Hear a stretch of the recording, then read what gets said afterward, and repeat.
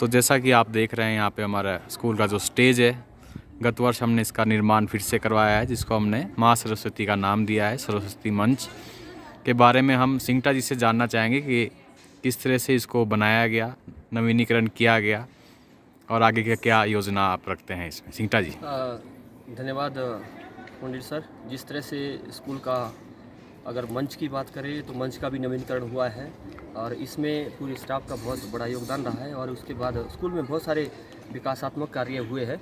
अगर जैसा कि हमने व्यूअर्स को दिखाया था, हमारा जो प्रिंसिपल ऑफिस है इसको भी एक नई तरीके से बनाया है और बहुत सारे विकासात्मक कार्य स्कूल में ये प्रगति पर चलते रहते हैं। लेकिन एक हमारा मेन मोटो स्कूल में रहता है कि शिक्षा के क्षेत्र में किस तरह से हम नई टेक्नोलॉजी लाए और लर्निंग टीचिंग प्रोसेस को और बेहतर बनाने के लिए वो पूरे प्रिंसिपल सर का और पूरे स्टाफ का बड़ा उसमें योगदान रहता है। जी, धन्यवाद सिंगटा जी, आपने इतनी अच्छी जानकारी व्यूअर्स के साथ शेयर की।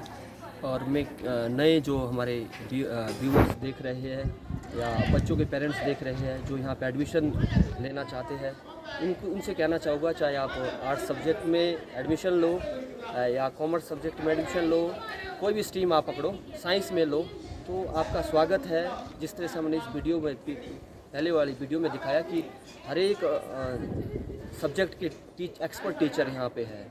सरकारी स्कूल में बड़े एक्सपर्ट टीचर होते हैं और आप आइए, आपको हर एक भाषा में सिंपल लैंग्वेज में समझाया जाएगा। जी, धन्यवाद। और साइंस स्ट्रीम के बारे में आप थोड़ा सा अगर विस्तार में बताना चाहें। अगर साइंस स्ट्रीम की बात करें तो साइंस स्ट्रीम में हमारे पास फैकल्टी रहती है। मैं केमिस्ट्री पढ़ाता हूँ, मेरा नाम सुरेंद्र सिंह का है, और बायोलॉजी के जो लेक्चरर है कल्याण शर्मा जी, और फिजिक्स अभी प्रदीप सर जो कि टीजीटी नॉन मेडिकल है वो पढ़ा रहे हैं। और उम्मीद करते हैं कि आने वाले समय में जल्द ही नेक्स्ट सेशन के लिए यहाँ पे फिजिक्स के टीचर भी आ जाए।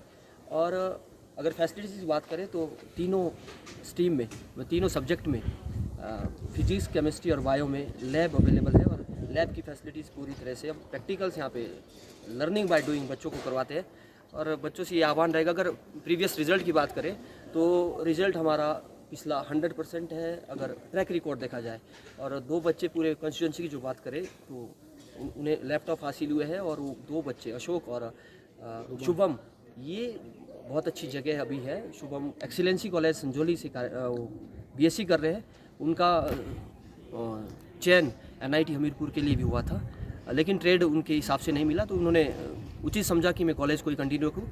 और Ashok IIT, top most IIT of India, वहाँ पे अपने बीटेक की पढ़ाई पूरी कर रहे हैं आईआईटी कुरुक्षेत्र से। तो ये बहुत बड़ी उपलब्धि है हमारे लिए, नहीं बल्कि पूरे शिलाई क्षेत्र, पूरे हमारे स्टाफ कम्युनिटी के लिए, पूरे स्कूल के लिए गर्व का विषय है।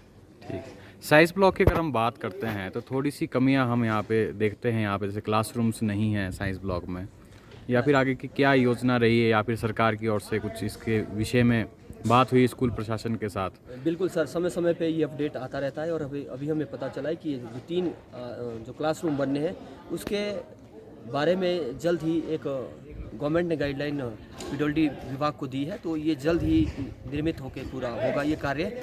और कुछ कमियां तो हमेशा ही रहती है और कमियों को दुरुस्त करना ये मानव जीवन की प्रवृत्ति है। और उसके लिए हमारे प्रिंसिपल सर, प्रधानाचार्य महोदय रमेश चंद जी और पूरा स्टाफ मेंबर कार्यरत रहता है, और उनका मोटिवेशन हमेशा साइंस फैकल्टी को मिलता रहता है। उसके लिए भी हम उनका धन्यवाद करते हैं। ठीक है, तो कुछ विद्यार्थियों से हमने जाना था कि जो आपकी जो क्लासेस हैं साइंस की, वो कुछ डिजिटल क्लासरूम का इस्तेमाल भी आप उसमें कर रहे हैं, तो उसके बारे में आप थोड़ा सा बताना चाहेंगे? बिल्कुल पंडित जी, आईटी फैकल्टी के सहयोग से ही हमें समय समय पर अपडेशन मिलता रहता है। उसके लिए हम आपका आभार अभिनंदन करना चाहेंगे।